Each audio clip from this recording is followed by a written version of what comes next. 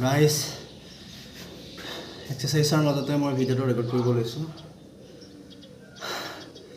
পূৰা চুৱেটিং হৈ গৈছে।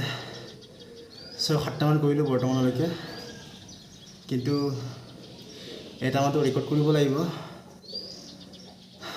বাপৰে,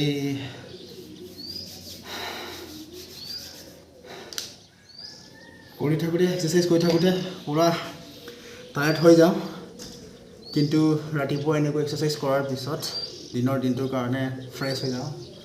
মানে দিনত বেলেগ যিবোৰ কাম থাকে সেইবোৰ কৰিবলৈ পূৰা মেণ্টেলি ফিজিকেলি এক্টিভ হৈ যাওঁ। 6-7টামান কৰিলোঁ এতিয়ালৈকে। এতিয়া এটামান ৰেকৰ্ড কৰিম। গোটেইখিনি ৰেকৰ্ড নকৰোঁ, মানে মই ভাবিছোঁ এটা ৰেকৰ্ড কৰিম, মানে ভিডিঅ'টো দীঘলীয়া হৈ যায়। এটাকে ৰেকৰ্ড কৰিম মানে, আৰু পিছত এতিয়া মানে ভিডিঅ' এডিটিং এইবিলাক একো নাজানো, গতিকে এটাকে কৰি যাওঁ।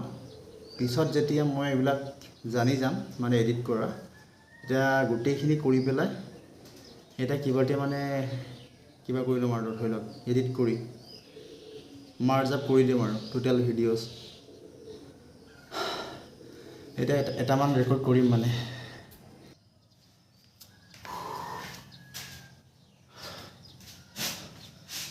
আজি এইটো কৰিম।